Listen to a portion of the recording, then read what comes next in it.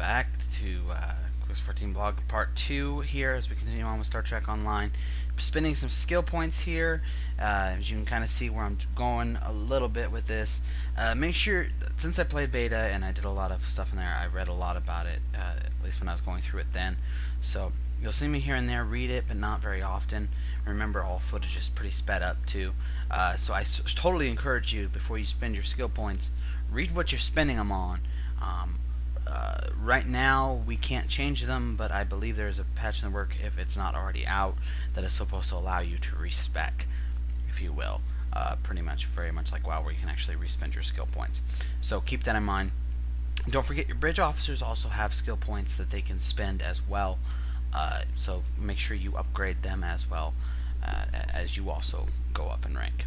So I go ahead and spin that all. As you can see, there is a replicator option. Anytime you're in space and you're on your ship, you have your replicator option, and that'll allow you to sell stuff and buy basic stuff as well. Anything else, you'll need to go to a station 2 or find a trade ship. So we're done with that. Now we're going to go ahead and do another quest, which is the Patrol the Vulcan sector. We're starting with the K system, very standard. This is an open instance here that we're going to go into, as you can see, and basically we're going to join a group and kill a bunch of things. Now in this case we actually have it looks like attackers of different Orions, and then we're also going to get a patrol. Now I'm going to cut some of this footage, but I want to show a lot of importance, because I'm going to show the difference between these guys. It looks like, from what I can see from here, if I'm looking at this correctly, one guy is also an engineer. You can tell by the yellow comm badge by his portrait, and then we have a tactical, which is the red one. So as you can see, we're coming into this battle. We're getting hammered pretty hard. This is the reinforcements. There's some battleships and everything like that. I'm going for the battleship first, and in most cases that's what a lot of people want to do. But as an engineer, I have a good thing of getting my hands on that battleship and getting its attention, while like the tactical guy goes ahead and takes out the smaller ones, and the other engineer also can help out with that, which in this case he did. So why go after the big one first? Because they usually consider the most threat, and they're going to do the most damage, and they're going to be a very, very hard time for a lot of your team. In the early phases of the game, it's not you really can't get a feel for what combat is really going to taste like and what it's really going to feel like. In a lot of instances where you're going to go and fight multiple ships in an open instance, you'll get a little more feel for it. But this is, you're pretty weak right now, and you're going to be pretty weak even when you get some really nice stuff. If you manage to either buy it or find it, you're still going to be fairly weak when it comes to a lot of these things. When you finally get up to your lieutenant commander rank, and you get your cruiser, your first real ship upgrade, it'll be a much different and much funner experience. So if you're struggling right now going through this and finding your experience with your starter ship not going so great, try different things.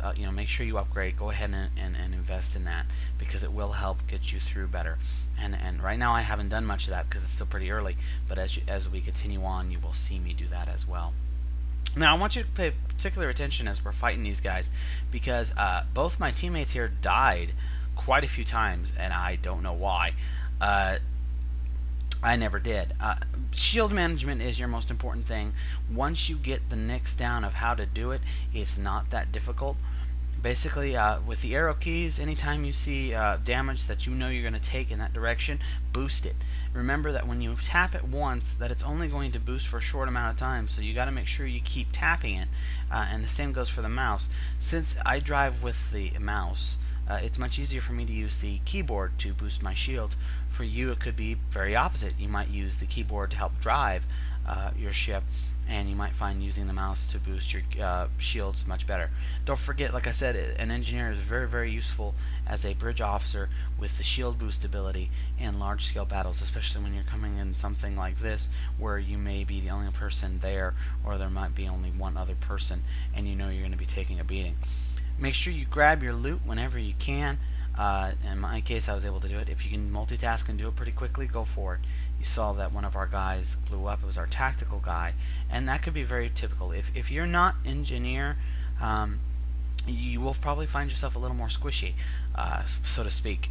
Engineers can be considered the tank of Star Trek Online. I don't like using WoW terminology because it is very different, but in most cases you will find that the engineer can withstand a lot more damage than a lot of the other classes, at least from what I've heard and what I've seen. As I have not played science or tactical, I can't give complete experience right now on that. But I wanted to give you all a little insight on that. When you're doing your targets and you're focusing on it, especially big targets, once you blow them up, try to stay as far away as possible, especially in the early starter ships, because it will just drain your shields like nothing. And if you have a lot of enemies on you, and one big ship blows up and your shield hits it, and they're sending a volley of torpedoes at you, it could be bad news. Like I said, I'm still using starting weapons. You will notice in my inventory bar I do have a shield. I think that's an engine or shield booster. If you find any, feel free to use them. I just leveled. I just became Lieutenant 3 because I already spent my skill points and I got enough to go ahead and level from that. Mission's done. I go ahead and warp out, and that takes care of the K system. And the patrols are pretty standard. They're basically repeatables, and they will be a little more different depending on what you're doing. As you can see here, there's some auxiliary batteries, engine batteries. Each different batteries are basically consumables that can do different things for you. The most useful, or the most commonly useful ones that you're going to find, are shield batteries and damage batteries that will boost your damage and, of course, your shields.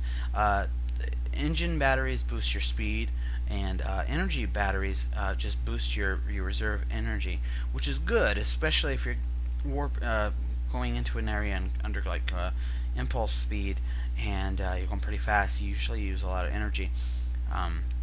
Make sure you can use that to help bolster your shields, or have extra power laying around in case you get low.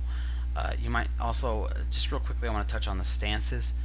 There's different types of stances, or powers. Basically, it's not really stances, but power systems for your ship.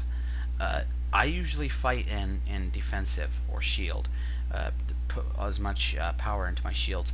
Depending on what officer you are, you might have better luck somewhere else. Tactical might find better shield or energy balance in attacking, because they usually more do damage anyway. And a science might find more shield variance in the balanced energy rating as well. To start out with, I would highly suggest that you start with the basic defensive or the shield energy settings until you get more comfortable with it and get more comfortable with how you're playing and everything, and then you can go ahead and mess around with them as you want. You can even pretty much customize them as well, so you can have your own customized power settings.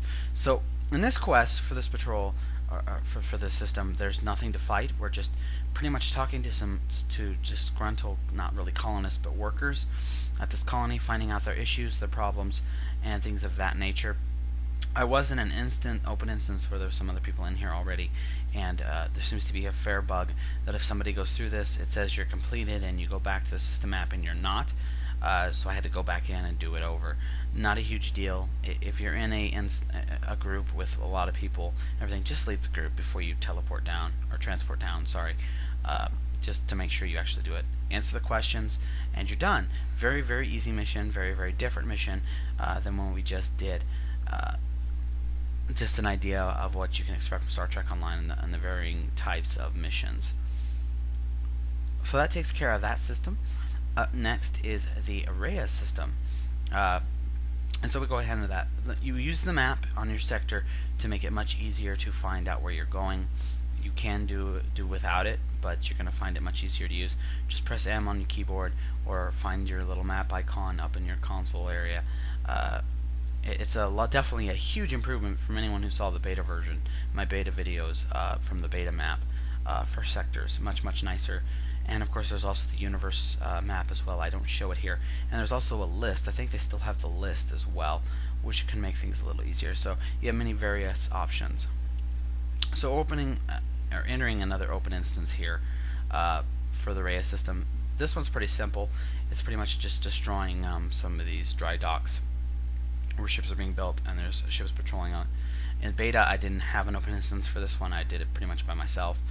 In this case, I'm actually in an open instance. Very, very simple to do. This is not too hard. You're going to find some battleships here, but nothing like we fought in the last open instance. This was a lot of fun, pretty fun. As you see, I have 2 tactical officers, so it made this go pretty fast because of their damage output. As you can see, we're attacking the dry dock. Just target it. You don't have to do nothing really, and it will fire it. They're usually in 2 pieces, so if you can get to a side where you can shoot both of them, you'll be a lot better off. That's all we got time for Part 2. Part 3 coming up. We're going to finish up, show us a little more quests and everything as we continue fleshing out Lieutenant 3 and finishing this patrol. So stay tuned. More to come.